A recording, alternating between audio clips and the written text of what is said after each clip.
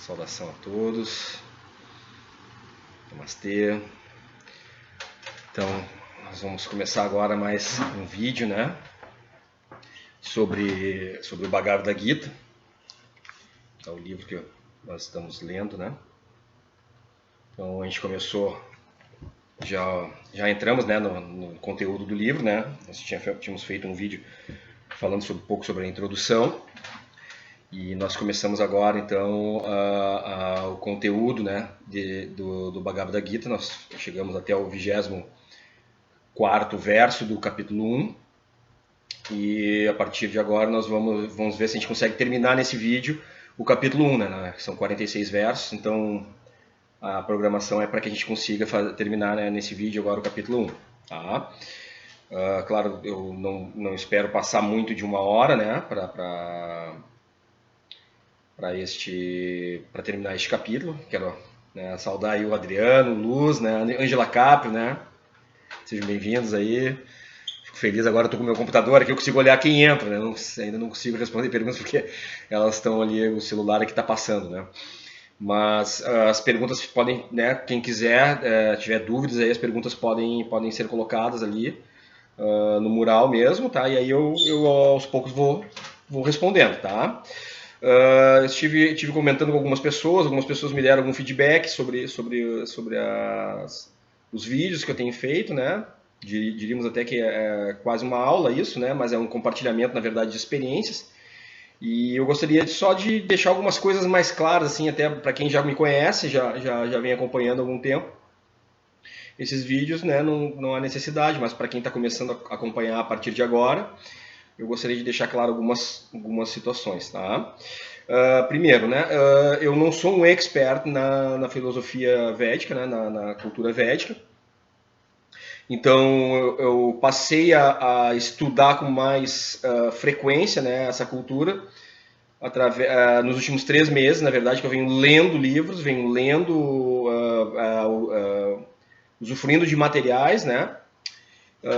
Tanto vídeos também, livros, né, mesmo, e até mesmo atuando, né, na medicina ayurvédica, né, junto com a minha esposa, que ela já há bastante tempo já atua na medicina ayurvédica, né, ela já trata pessoas através daí. A partir de conhecer ela, de casar com ela, e a gente vir morar junto, ela tem um material bastante vasto, né, mas eu nunca tinha apenas algumas conversas mais superficiais, assim, a gente vinha comentando algumas coisas, fazendo alguns comparativos, porque eu venho da medicina chinesa, né?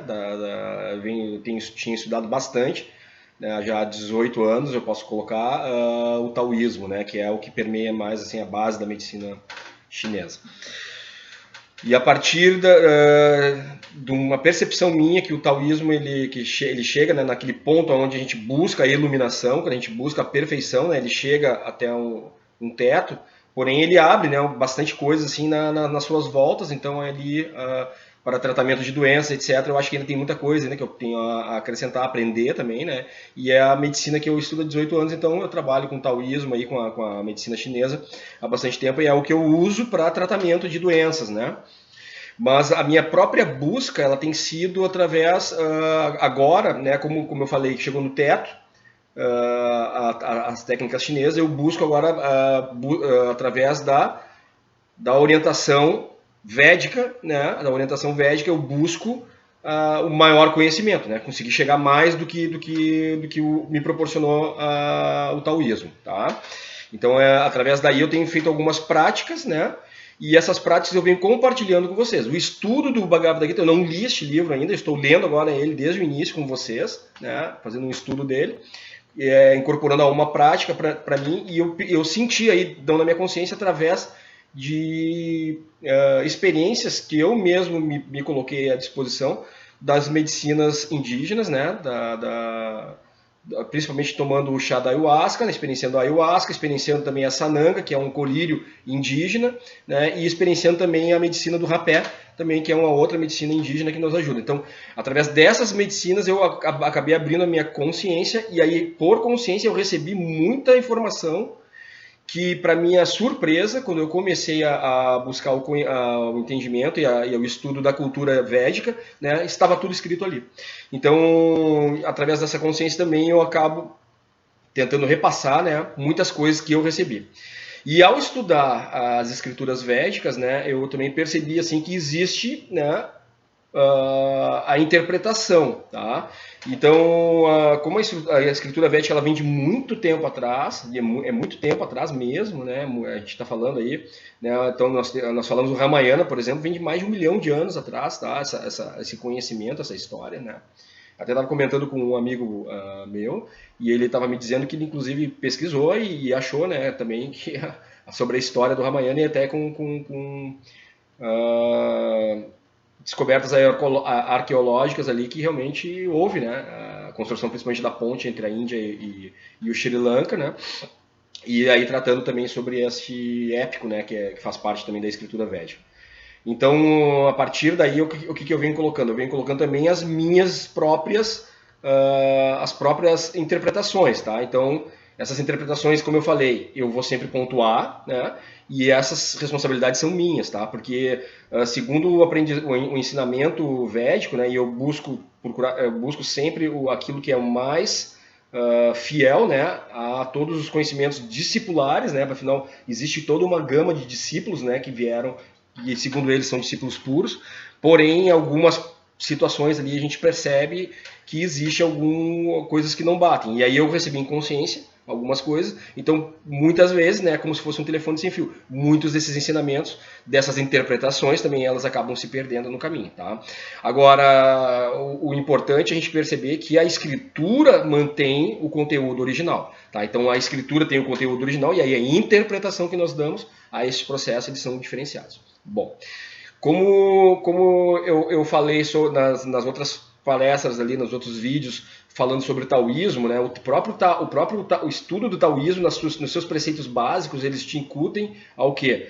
A separar o ego, né, que é a nossa própria vontade, né, do conhecimento verdadeiro. Tá? Então isso eu deixo bem claro em todos os meus vídeos, né, que eu me responsabilizo sobre as minhas interpretações, né, e que eu busco passar e compartilhar de forma pura e devocional o conhecimento verdadeiro. Tá? E aí eu acrescento as minhas interpretações, porque eu também estudei bastante, né, essas escrituras antigas, certo? E também porque eu também recebi em consciência. Então isso traz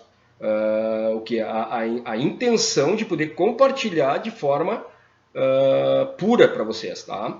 E venho também através dessa colocação, dessa introdução ao início do segundo vídeo da segunda parte do capítulo 1, né, do Bhagavad Gita, colocar também que eu faço também, uso também aí o preceito básico do taoísmo para colocar vocês assim que fiquem também muito à vontade em pesquisar através de outras pessoas que estão tendo outras informações também. Eu acho que cada um deve buscar as suas pesquisas. Tá? Acho que nós temos o dever de procurar o conhecimento verdadeiro. Tá? E a gente, acho que todos nós, né, e a gente vê agora com essa pandemia, que a gente acaba ficando mais introspectivo nas nossas casas, que a gente tem também dentro de nós assim, o dever de buscar a perfeição de Deus, tá? De buscar o próprio Deus.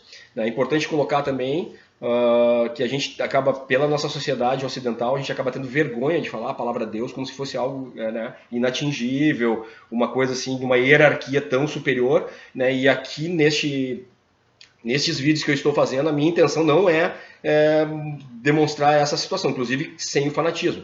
Né? O próprio Albert Einstein citou que a ciência, né, sem a religião, ela é ateísmo, né? E a religião sem a ciência, ela é fanatismo, né? Então, sendo o ateísmo e o fanatismo as duas formas extremas, né, de colocação. Então, na minha opinião, eu busco o quê? Eu busco sempre juntar o conhecimento científico junto ao conhecimento teosófico, tá? Então, para mim, existe, né, a presença de um Deus, e eu vejo que as escrituras védicas elas me trazem, até por consciência, uma explicação bem plausível, bem interessante e longe de qualquer tipo de fanatismo. Inclusive, eu nunca fui religioso, né? Eu sempre gostei, me interessei pelo assunto, li principalmente a Bíblia, né? E também as próprias escrituras orientais através dos conhecimentos chineses, né? E budistas, inclusive, mas não a escritura védica. É a primeira vez que eu venho realmente agora estudando mais a fundo, e aí eu venho compartilhando com todos, tá? Até porque recebi isso em forma de consciência. Então eu coloco assim, essas prerrogativas aqui para que a gente possa continuar com mais tranquilidade e que vocês entendam também, né, que não existe nenhuma intenção minha de querer fazer valer a minha própria interpretação dos textos, tá? E sempre, né, colocando que tem que fazer sentido para as pessoas as coisas. Então, a estrutura taoísta diz que um dos deveres da pessoa que busca o aprendizado, do estudante, é buscar vários mestres para entender e buscar aquilo que faz mais sentido para ele, ok? Bom, pessoal, então vamos ao que nos interessa aqui, que é o Bhagavad Gita, né? Então, o estudo deste livro, tá? Eu vou dar uma repassada apenas na primeira parte do capítulo 1, né? Então nós vimos até o verso 25, tá? E até o verso 25 aí o que nós vemos? Nós vemos a questão da luta do Dharma contra o próprio ego, né? Onde o Bhagavad Gita ele é narrado por Sanjaya, que é um empregado do rei Dhirastara, tá? O rei Dhirastara não é cego, né? Então ele não tem a visão e também não tem a visão espiritual, né? Então ele tanto não tem a visão material, né, da matéria, como não tem a visão do espírito também. E Sanjaya, né, que foi um discípulo de Vyasa, que foi considerado um dos grandes mestres e primeiros discípulos assim das escrituras védicas, e é um dos que passam o conteúdo.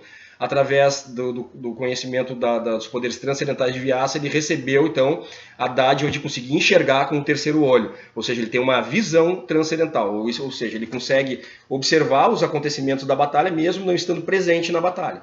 E sim no palácio do rei Dhirastara. Então, ele passa para o rei todo o ensinamento do que ocorre nessa batalha. E aí, Krishna, que é o Deus, né? Que é um dos personagens desse livro, o personagem principal do final do livro. Ele é o próprio nosso Deus, o Deus Supremo, encarnado em uma forma humana. Ele vai dialogar com Arjuna, que é seu discípulo, que é um dos Pandavas, né, que é o general Pandava, que defende o Dharma, né, que são as virtudes, nessa guerra contra o próprio ego. Tá? Então, nós vemos então ali as amostragens dos exércitos, que são exércitos gigantescos, né? São 4 milhões de homens envolvidos nessa guerra, sendo 2,5 milhões praticamente defendendo o rei Duryodhana, que é o filho de Dhirastara, que é o rei que está lá, o rei cego, que está ouvindo de Sanjaya. Tá? Então Duryodhana, que é o usurpador do trono, certo? Contra mais ou menos 1.500.000 soldados que defendem então as falanges de Arjuna, né? Que tem também Krishna, que é o Deus Supremo, como conselheiro. Deus então não participa com seus poderes dessa guerra, e sim como conselheiro.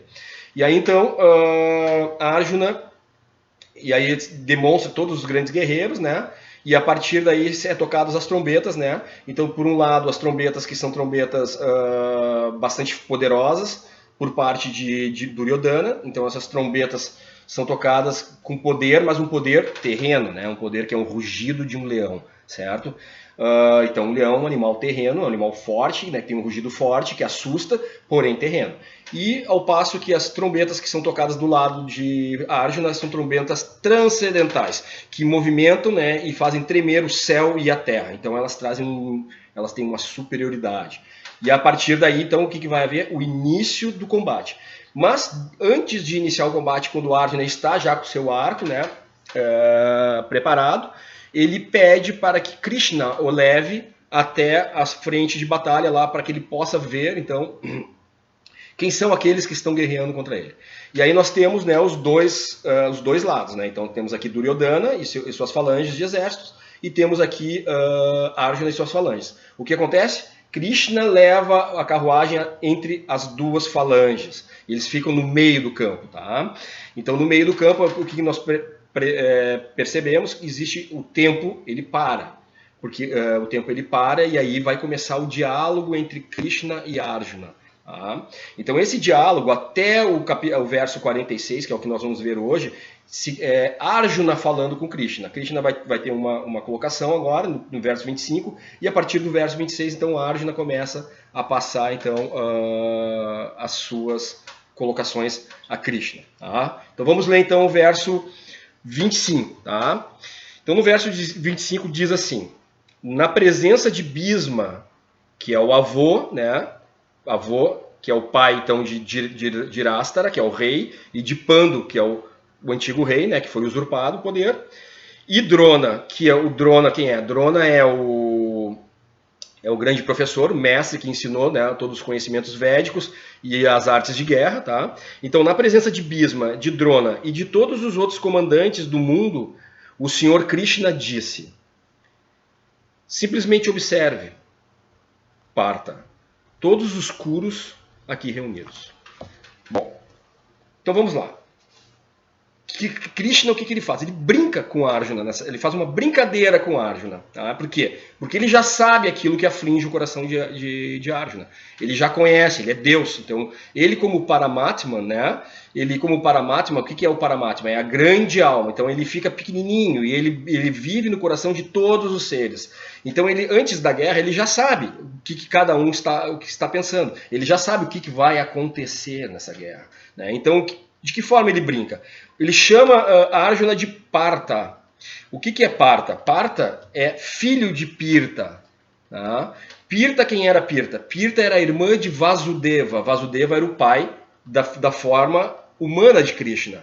Então ele coloca assim que ele não consegue entender, Krishna jamais imaginaria, né, que o filho de Pirtha fosse desistir da luta.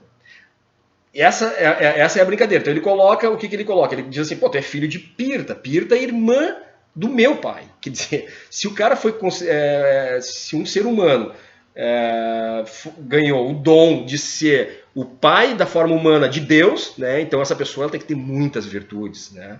Então não desistiria nunca de nenhum desafio, na verdade. E ele coloca isso. Veja Pirtha, Partha, né, filho. Todos os Kurus, quem são Kurus? Então ele usa também a ironia. Ele fala ali, ó, os Kurus são os filhos de Deus, são aqueles que vieram para habitar a Terra.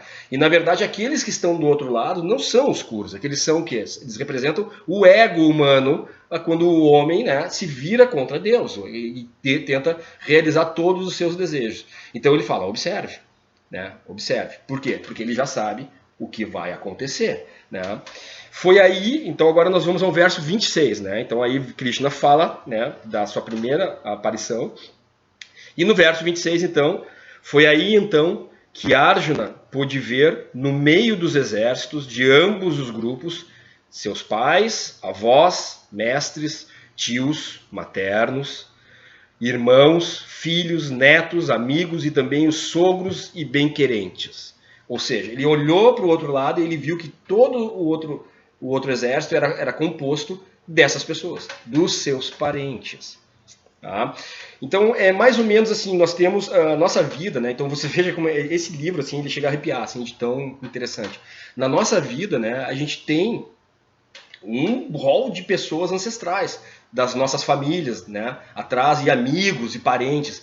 Quem essas pessoas são? Elas representam o quê? Elas representam para nós que nós temos os nossos desafios na frente. Então Krishna diz para ele, olha, e quando ele se percebe, ele está olhando para quem? Para os parentes. Tá? Então esses parentes, eles são a soma de todas as crenças, de todas as coisas que nós acreditamos, de todas as coisas que estão impregnadas em nós, entendeu? Então eles dizem, ali estão todos, eles estão ali. E tem um momento que nós temos que fazer o quê? A gente tem que, né, cortar o cordão umbilical e nós temos que olhar para frente e deixar isso para trás. Isso aqui é praticamente uma constelação familiar, né? Se nós olharmos bem. Tá? Então ele olha para todos os bem-querentes, os amigos, aqueles todos que ele viveu, porque Arjuna, né, como filho de Pandu, né, e Pandu, o pai dele, que era o antigo rei, que acabou ficando doente, aí então passou para o irmão, que era Dhirastara, né, o reinado, e se exilou, né, na floresta, deixou os filhos para serem cuidados por Dhirastara. E ali então Arjuna, cresceu com todos os filhos de Dirastara, né, todos os Kurus. Ele foi então treinado por Drona, que estava do outro lado, o avô dele, que era avô de Duryodhana, que é com quem ele tem que guerrear, né, o Duryodhana, filho de Dirastara, o avô Bhisma, né, estava do outro lado, defendendo o Duryodhana, né, ele tinha lá os seus primos, né, então ele tinha lá o pai do seu pai, então os seus pais antigos. Tinha os seus mestres, os seus avós, os seus primos, os tios, irmãos, todas as pessoas, amigos que fizeram parte da vida dele, assim, estavam do outro lado, né, contra ele, certo? Então é um momento também que nós olhamos, né, para trás e que nós vemos que muitas vezes a gente precisa caminhar e às vezes a nossa família é o nosso empecilho. A nossa família, ela está contra nós. Então ali no verso 26 é esse entendimento e esse é o aprendizado e ensinamento que ele nos mostra. Então ele olha isso, e aí nós vamos ao verso 27, então.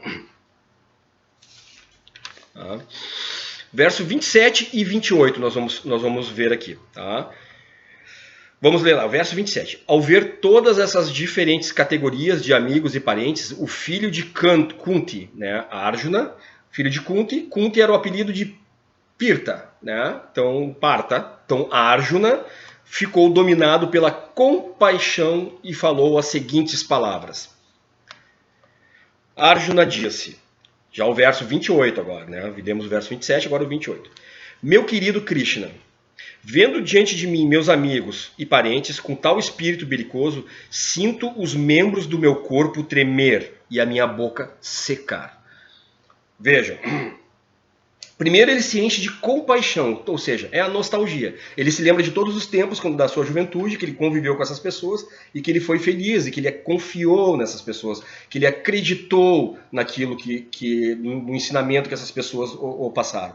O ensinamento que nós trazemos para a nossa vida atual, deste verso, verso 27, é que nós também, nossos pais, nossos parentes, nossos primos, irmãos, amigos da infância, eles passaram um conhecimento e nós acreditamos nesse conhecimento. Nós temos a nostalgia e são momentos que passaram e que não voltam mais. Mas nós enxergamos o passado e olhamos para frente. E muitos desses ensinamentos eles são errados. Por quê? Porque o ser humano, né, nós humanos, nós não somos Deus. Então, nós não sendo Deus, nós não somos perfeitos.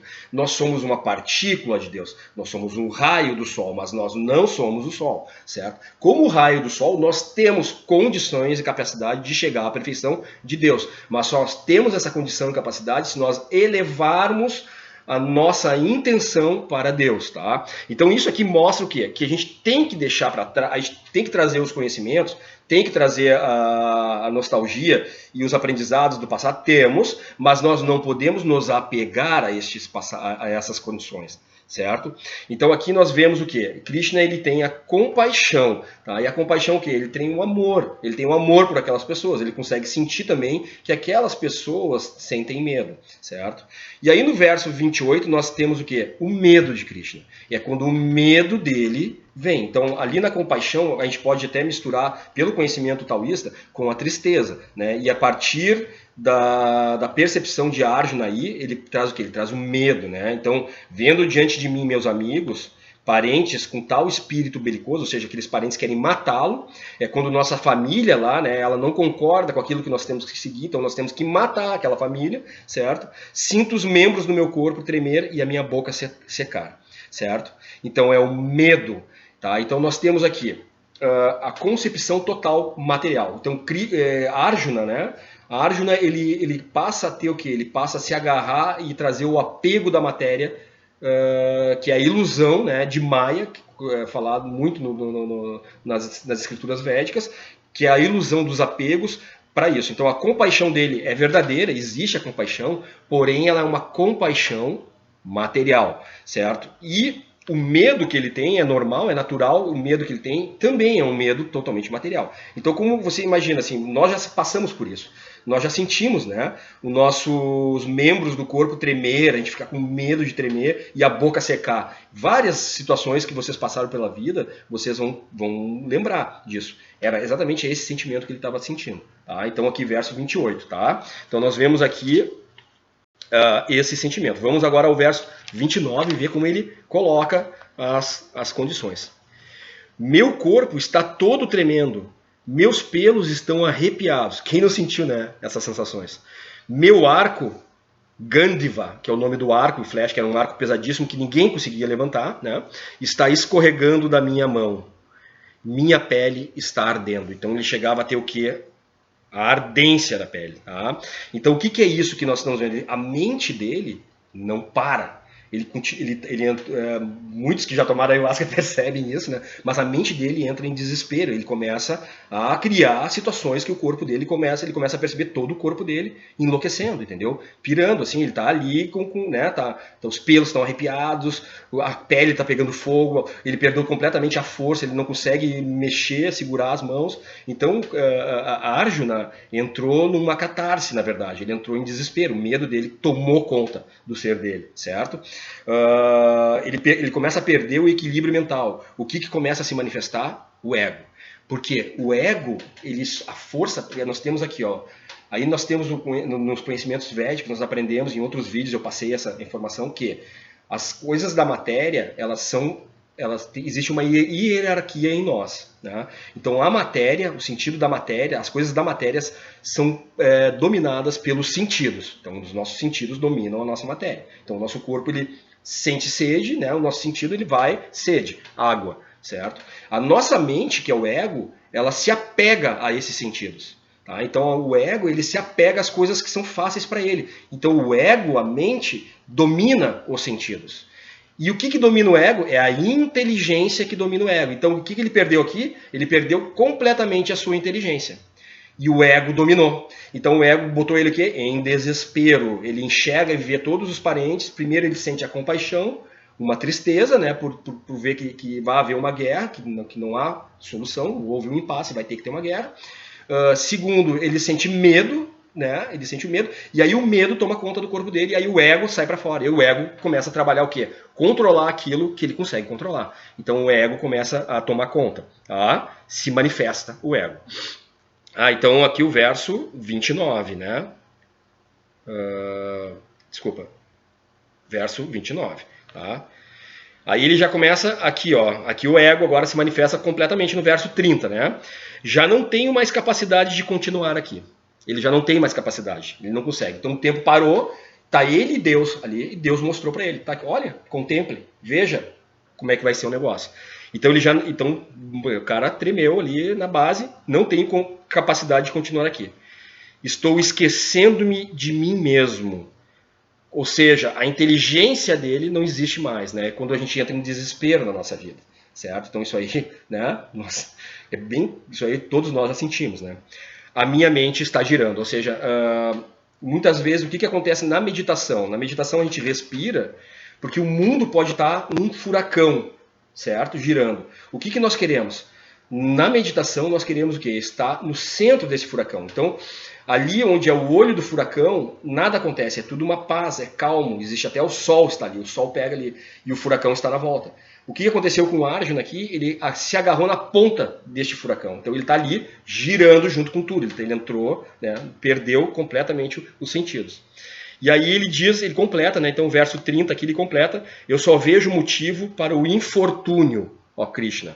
Então ó Krishna, matador do demônio Keshi. Então Krishna foi o matador do demônio Keshi, é citado ali porque Krishna é o que mata todos os demônios. Estão fazendo uma alusão ao ego, que é o nosso próprio demônio. Né?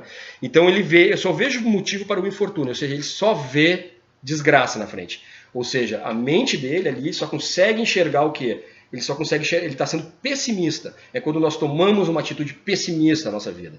Então ele tem um desafio, que é um desafio imenso, porém ele está com Deus junto com ele, certo? Mas ele acaba o quê? Ele treme na base e ele só vê um infortúnio. Ele deixa o ego dominar. Ele perde, né, a sua total força para lutar. Tá? Verso 31. Vamos ver aonde chega essa situação de Arjuna. Ele segue falando, né? Não consigo ver qual o bem que decorreria da morte dos meus próprios parentes nessa batalha. Ele não consegue enxergar, né? Que bem, nem posso eu, meu querido Krishna, desejar vitória alguma, reino ou felicidades subsequentes. Bom, aí ele começa, a inteligência dele começa a entrar em jogo, tá? Só que daí ele começa o quê? Ele já começa a voltar a si. ele começa a racionalizar para não lutar. Tá? Então essa é a grande verdade. Tá? Ele começa a racionalizar, ele começa a buscar motivos para não lutar, vamos desistir, né? Vamos parar por aqui, né? Discutimos, deu aquele rolo todo, aquela rosca toda, e vamos desistir do negócio, tá? E aí ele começa a inventar coisas, né? E aí entra a inteligência dele. Então, como ele era um homem que era... Para ele ter Deus do lado dele, Deus ainda era um amigo dele, Krishna era amigo dele, né? Então ele tinha uma devoção a Krishna de amizade, né? Como nós vimos ali que existem as 5 formas de devoção. Krishna então se colocou como o próprio quadrigário dele, ou seja, o próprio cocheiro dele. Então, para o cara ter Deus, né, como seu servo, né, é que esse cara ele era um cara inteligente e muito devoto. Né? Então, esse cara ele tinha muito conhecimento das escrituras. Então, ele começa a racionalizar e usar as próprias escrituras para dar motivos para que ele não lute. Tá? Então, agora nós vamos seguir aqui do verso 32 ao 35. Nós vamos ler esses versos porque eles têm o mesmo sentido, né? Então vamos lá, eu vou ler esse verso para vocês. Então ele vai virar, então Arjuna vai chegar e vai dizer para Krishna. Vejam como ele racionaliza, né? Ó Govinda, né? Só um parênteses, então Govinda, né? Govinda significa aquele que obtém todos os prazeres, né? Que é o dono de todos os prazeres, de todas as vontades, né, de todas as coisas. Então ele já chega, então, racionalizando aqui, usando a inteligência dele, chamando Krishna de Govinda. Porque Krishna vai trazer o quê? Vai trazer o prazer, vai trazer a calma, vai tirar ele desse sufoco aí. Tá? É o cara que tira de todo o sufoco. Tá? Então ele faz a delação do karma, tá? A relação com o karma. Vamos lá. Ó Govinda, que nos adianta um reino, felicidade, ou até mesmo a própria vida, quando todos aqueles, em razão de quem somos impelidos a desejar tudo isto, ou seja, para que adianta, né, a felicidade, se aqueles que nos fazem desejar tudo isto, estão agora enfileirados neste campo de batalha, contra mim, certo? Ó Madhusudana, né? Madhusudana significa o exterminador de Madhu, né? Madhu seria o outro demônio que Krishna matou na sua infância, né? Quando mestres, pais, filhos, avós, tios maternos, sogros, netos, cunhados e outros parentes estão prontos a abandonar suas vidas e propriedades e colocam-se diante de mim, por que deveria eu querer matá-los? Então, como ele tem Krishna do seu lado, a vitória dele é certa. Tá? Então, se aqueles parentes, aquelas pessoas que ele ama tanto, se colocaram ali na frente dele, por que ele vai matar eles? Mesmo que, por sua parte, eles sejam capazes de matar-me, eles estão ali com a intenção de matar o Arjuna, são os parentes deles. Então isso nós vemos aqui também no nosso dia a dia, a todo momento essas crenças que nós trazemos nas nossas famílias, né? Então vocês vejam, é realmente uma... como eu falei antes ali, eu me esqueci agora a palavra, é realmente uma constelação familiar, né? Então quando as nossas famílias, né, trazem todas aquelas crenças, né, que são crenças limitantes para a nossa vida, para nós seguirmos a nossa vida, tem algum momento, eles estão querendo nos matar, eles estão querendo nos matar o quê? Nos matar a nossa essência, certo? E aí em algum momento nós temos que matar aquelas crenças limitantes e ficar só com o que é bom, né? Só com as virtudes, e tirar, porque todas as pessoas têm suas limitações. Né? E nossos pais, nossas mães, nossos parentes, avós, etc., eles também têm. Tá? Então eles são capazes de matar-nos, né? Mesmo eles são capazes de matar o que? A nossa essência. O mantedor de todas as entidades vivas, ó mantedor de todas as entidades vivas. Então ele se coloca, né? Mesmo Krishna sendo o cocheiro dele, ainda assim ele é Deus, certo? E é o mantedor de todas as entidades vivas. Não estou preparado para lutar com eles, nem mesmo em troca de 3 mundos, muito menos desta terra aqui. Que prazer obteremos em matar os filhos de Dhirastara? Ou seja, ele está racionalizando, né, fazendo uma relação do karma, tá? Matar a nossa família, tá? Então o que ele está fazendo ali? Tá. O que ele está fazendo ali? Ele está fazendo ele está relacionando o karma, tá? Então o que é o karma? Né? Nós temos o dharma e o karma, né? Ambos representam o trabalho, porém um é o trabalho em virtude, que é o dharma, e o karma seria a colheita do trabalho, né? Então o karma é aquilo que nós colhemos. A todo momento nós plantamos, tá?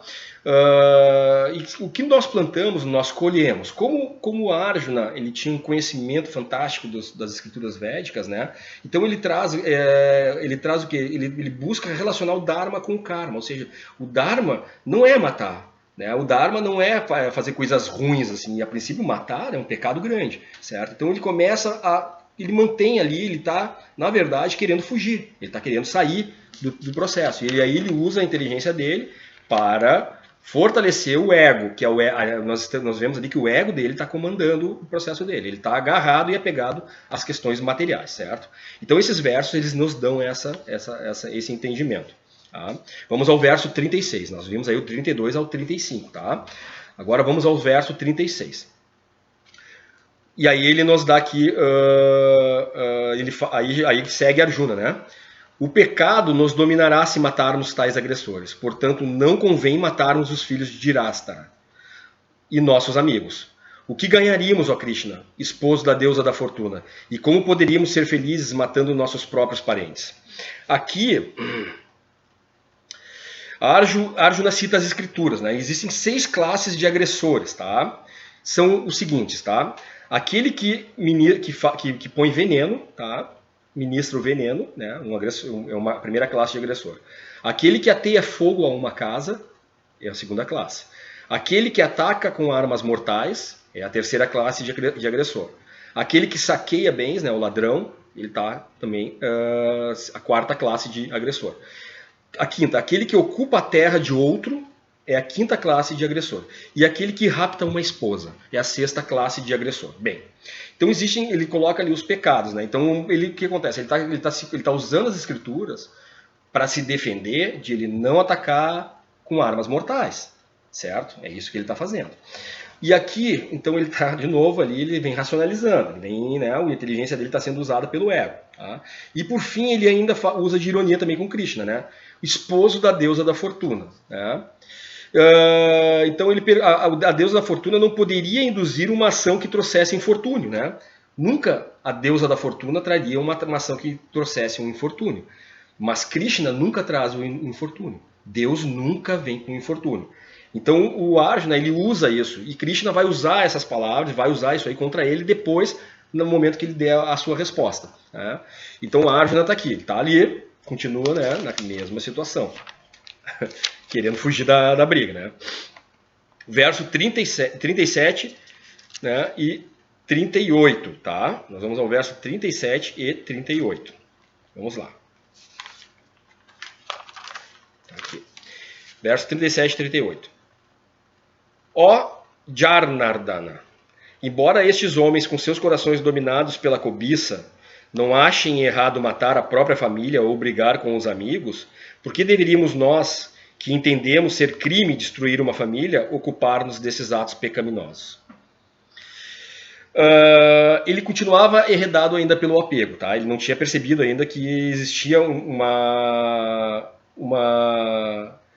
na verdade, é a compaixão de Arjuna, né? Então, o Arjuna ele percebia o quê? Que aqueles homens poderiam matá-lo, né? Eles não percebiam essa questão, né? E poderiam matá-lo, mesmo ele sendo família deles, certo?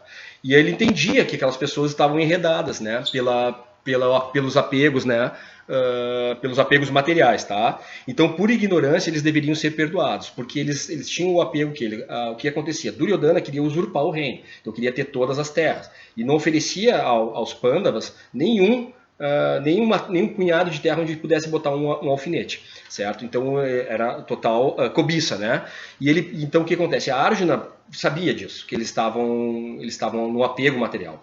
Mas Arjuna percebia também que, como ele viu que muitas pessoas que amavam ele estavam contra ele, defendendo o rei Duryodhana, o que acontecia? Ele perdoava essas pessoas pela sua ignorância. Então ele colocava, né, nós devemos não matá-los, né?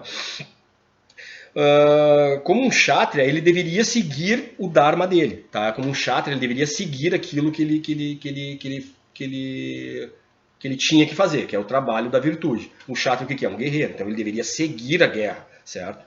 Mas ele decidiu não lutar. Então, nesse momento, a Arjuna diz que não vai lutar. Ele não pode ocupar em atos pecaminosos. Tá? Vamos lá.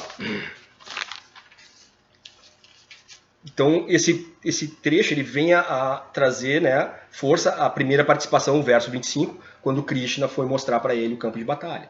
Que Krishna falou, contemple, né, filho de Pirta. Né? Então, o que acontece? Ele, na verdade, ali já anteviu que o Arjuna iria desistir. Tá? Aí, o Arjuna, quando ele fala isso, que ele decide não lutar, o que acontece? Ele entra, né, num processo total da sua inteligência, ela se volta completamente para justificar esse ato. E aí nós vamos agora ao verso 39. Tá? Com a destruição da dinastia, a tradição eterna da família extingue-se, e assim o resto da família se envolve em religião. Veja que ele vem, e aí ele começa a usar as próprias escrituras. Né? Ele, como devoto, ele conhecedor das escrituras, ele começa a usar contra Krishna as próprias escrituras. Então ele diz lá, a irreligião. O que é irreligião? É o contrário da religião. E o que o Krishna é? É o pai de toda a religião. Então religião significa religar. Então Krishna é o Deus, né? E ele é o pai dessa religião. Então ele usa isso como uma irreligião. Se nós matarmos eles, vai ter, né? A coisa vai ficar feia, né? Vai ter irreligião. Tá? Agora entra um processo aqui interessante que eu vou passar a minha interpretação, tá? E aí depois a gente vai falar sobre a interpretação também do próprio autor aqui do tradutor. Mas vamos lá. Quando a irreligião é proeminente na família, ó Krishna, as mulheres da família se poluem. E a degradação e da degradação feminina vem a prógene e desejada. Tá? Então, o que significa? Né? No momento que a religião entra na família, né? Aí então as mulheres se poluem, né? E aí existe a degradação feminina. E a degradação feminina vem a prógene indesejada. Bom, o que nós temos aqui? Tá? Nós temos uma situação assim, é que quando nós não estamos com a nossa mente, de novo ela entra aos apegos, né, das ilusões materiais aqui nesse processo, tá? Então se a nossa mente não está ligada, né, religada a Deus, né, ao próprio Deus transcendental, Krishna, que mora dentro de nós, certo? O que acontece? A irreligião impera. E imperando a irreligião, o que ocorre? Os sentidos do ego, né, eles acabam se apegando. E aí, neste caso, ele cita o quê? A luxúria, o apego à luxúria. Então, a luxúria não só das mulheres, mas da degradação feminina que existe, é que como não existe aí os avós, né, os pais e as mães, para que possam passar porque aí vão ser mortos no campo de batalha, passar o entendimento, né, as mulheres elas ficam ao Deus dará. E aí, então, homens também irreligiosos e mulheres irreligiosas acabam cometendo a luxúria e daí vem crianças que são indesejadas. Beleza. Segundo o significado que é lido aqui, é como se a mulher fosse fraca. Mas não há sentido isso, né? Então existe o quê? Existe a interpretação do autor de que a mulher teria uma fraqueza. Então muitas vezes a gente acaba se colocando um certo preconceito em cima desta situação, e que não é verdade, que isso é uma mera interpretação do autor que vivia em outro tempo machista. Né? E nós vimos as eras em Yang, que isso muda muito. Mas o próprio Krishna, né? Ele é o homem e ele é a mulher. Né? Então a Sita, por exemplo, é a deusa da fortuna, né? A deusa mulher de Krishna, certo? A Radha, mulher de Krishna, Radharam, né? Então, o que acontece? Radharani, né? Ela é a mulher de Krishna, então e Sita é a mulher de Rama. Rama é Krishna, né? Então Sita Radha, ela é a reencarnação de Sita, ou melhor, é a avatar de Sita, a deusa da fortuna, certo? Então, a mulher ela não é frágil, na verdade, né? Então é bem pelo contrário do que cita o autor, né? Que ela fosse assim, o autor ele coloca que as mulheres se compõem, a fidelidade da mulher, ela, por ser frágil, ela se desencaminha fácil. Não, o que nós temos é que a mulher ela passa por um ciclo, que é um ciclo menstrual, né? Onde ela, de um determinado período, ela fica existe um desequilíbrio corporal. Mas este desequilíbrio não é por causa só do ciclo. Existe já um desequilíbrio anterior, que existe tanto na mulher como existe no homem. Né? Então, o homem acaba... A questão da mulher ocorre mais exatamente porque nós temos ali as ilusões da matéria. Então, o homem normalmente ele tem a ilusão mais próxima do homem é a cobiça, certo? E a ilusão da mulher é a vaidade, tá? que são mais, não que não tenha homem a vaidade, a mulher não tenha cobiça, né? Não estou dizendo isso, mas estou dizendo que são mais comuns, né? Então, o homem acaba cobiçando e a mulher acaba, por vaidade, aceitando. E aí existe a luxúria, né? Que seria, então, o apego da ilusão, né? Porque a luxúria ocorre quando não há, né, a consciência de Krishna, porque quando há a consciência de Krishna é diferente, aí nós temos o amor puro, certo? Então nós temos aqui, então ele começa ali, ele segue, né, o Arjuna segue na sua racionalização.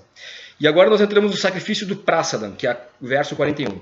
Um aumento da população indesejada, de certo, causa vida infernal, tanto para a família quanto para aqueles que destroem a tradição familiar. Os ancestrais dessas famílias corruptas caem porque os rituais através dos quais lhes oferecem alimento e água são inteiramente interrompidos.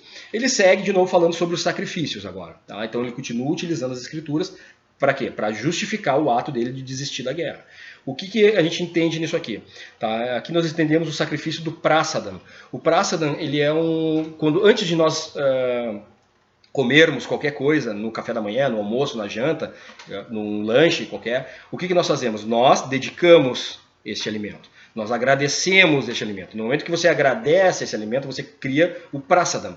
E esse agradecimento, essa dedicação, ele é o sacrifício da onde você torna sagrado este alimento. E este alimento, uma vez sagrado pela força de Deus, ele vem para o teu corpo e ele beneficia o teu corpo de uma forma divina, tornando o teu corpo cada vez mais perfeito, melhorando os equilíbrios emocionais e trazendo também maior imunidade ao teu corpo, certo? Então aqui ele trata sobre isso, no momento que não existe a religião, que se perde a religião, o que nós percebemos? Nós percebemos que não há mais o sacrifício, as pessoas comem de qualquer jeito. Quando a pessoa come de qualquer jeito, nós vimos que a alimentação é importantíssima, deve se mastigar com calma, absorver, olhar o alimento, você acaba gerando uma ansiedade, uma emoção de ansiedade em desequilíbrio no seu corpo, ok? Então nós vemos aí mais uma justificativa e também mais um ensinamento da nossa vida, né, atual. Tá? Vamos então agora aos versos 42 e versos 45. Tá? 42 ao 45º verso. E o 46 é o último verso do capítulo. Né? Então vamos ler aqui o 42, o 43, o 44 e o 45, seguidamente aqui. Pelas ações más daqueles que destroem a tradição familiar e acabam dando origem a crianças indesejadas, todas as espécies de projetos comunitários e atividades para o bem-estar da família entram em colapso. Aí está. De novo, a superpopulação também, né, nos traz aí os dias atuais. A superpopulação ela pode trazer também o colapso, né, então das coisas boas. Né. Na verdade, ele vem ali que ele quer manter tudo em ordem, né, então ele não quer matar porque termina assim, uma vez. O que ele está explicando ali? Que uma vez que mata, né, o avô Bhisma, por exemplo, que é o patriarca, porque existe, né, dentro da tradição védica, existe então o conhecimento, e essa é uma coisa comum a todas as tradições orientais, que o conhecimento do mais velho é importantíssimo para a família, para a manutenção da família, porque ele traz a experiência, ele passa o conhecimento desses sacrifícios, que sacrifícios, quando eu falo sacrifício, não é sofrimento, é sacrifício, é tornar sagrado. Então, atos que tornam sagrado são sacrifícios, tá? E isso não significa sofrimento. Como eu falei, você, perante um prato de comida, você oferecer esse prato de comida a Deus, isso vai tornar essa comida sagrada. Tá? Então, você agradecer uma roupa que você coloca, torna essa roupa sagrada, esse ato se torna sagrado. Você acordar de manhã, se despertar e você agradecer por estar vivo, torna este ato sagrado. Então você está sacrificando. Tá? Então ele coloca todos os sacrifícios. Né? O bem-estar da família em projetos, que vai trazer bem-estar, então, né, projetos comunitários, etc. Tá? Vamos lá, verso 43. Ó Krishna, mantenedor da população, eu ouvi através da sucessão discipular que aqueles que destroem as tradições familiares residem sempre no inferno. Então tem, né, aí os conhecimentos antigos, vêm com tradições discipulares, segundo os conhecimentos védicos, né, os mundos, nós temos níveis de mundos materiais, onde existe, né, quando o teu karma muitas vezes te faz evoluir, né, voltar, né, então tu evoluiu a um determinado ponto e se nesta vida né, que seria como se fosse um ano letivo, né? Nesta vida você cometer muitos pecados, você pode andar para trás na sua evolução e voltar a um mundo mais infernal, que seria um mundo inferior, né, na verdade, né? Um mundo inferior. Tá? Então ele usa mais um argumento ali, né, das tradições discipulares, ele começa a usar argumentos das próprias escrituras, né? Ai de mim, né? Ai de mim, eu não quero participar disso aqui. Como é estranho que estejamos nos preparando para cometer atos extremamente pecaminosos, né? Então ele vem lá com a história do pecado, né? Levados pelo desejo de desfrutar da felicidade régia. Estamos decididos a matar nossos próprios parentes. Ou seja, ele já está se colocando assim, olha, nós que somos os demônios, entendeu? Nós vamos lutar lá e nós vamos cometer pecados horríveis, né? Então ele está ali usando todas as escrituras antigas, né? Krishna, no Bhagavad Gita, ele vem inclusive para fazer um rompimento, né? Tal qual Jesus Cristo, né, faz um rompimento na Bíblia, né? Krishna ele faz um rompimento com muitas das escrituras antigas, onde, né, a visão de Krishna, a visão de Deus, você está em Deus, né? Ela muitas vezes ela te dá a capacidade de agir em determinadas formas, né? Então aqui, o que ele está fazendo? Ele está se agarrando a todas as crenças do passado, tá? Aquelas crenças limitantes, né, que nós temos na religião, do que nossos pais, nossas mães nos ensinaram, certo? Que muitas coisas que eles nos ensinam são de virtudes que nós devemos, né, nos ocupar, mas muitas coisas são erradas também, que eles aprenderam também erradamente. Ninguém faz isso E tem um momento que nós olhamos para frente que nós temos que seguir o nosso próprio coração. Então aqui ele está citando todas essas questões. Então lá, verso 45, né? Então, para mim, seria melhor que os filhos de Dirastara, de armas na mão, matassem-me no campo de batalha, desarmado e sem opor resistência. Agora, né, ele fechou com chave de ouro, né? Ele entrou no vitimismo total, né? Agora, né, então, quando a gente vê muitas pessoas, né, nas nossas vidas, às vezes as pessoas vêm reclamando, elas vêm como se fossem vítimas. Olha, meu Deus, eu prefiro ficar ali, só fazer assim com o pescoço para que passe a espada em mim, né? Então ele entrou num vitimismo total, certo?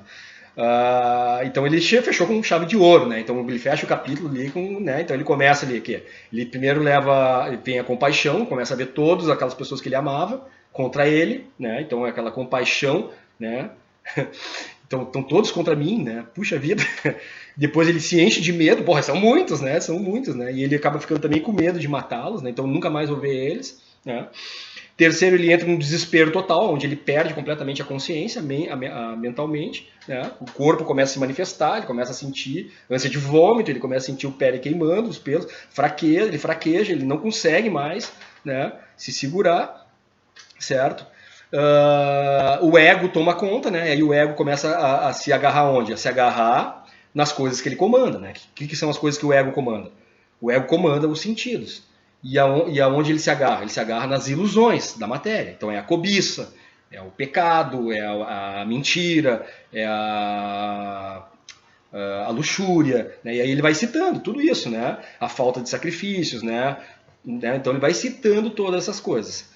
E aí, né, chegamos ao verso 46, que é o último verso do capítulo 1 do Bhagavad Gita, onde o Sanjaya, com a sua visão transcendental, lá no palácio do rei Dirastara, né, ele disse, Sanjaya disse, Arjuna, tendo falado essas palavras no campo de batalha, pôs de lado seu arco, suas flechas, sentou-se na quadriga com sua mente dominada pelo pesar. O que ele fez? Ele fez assim.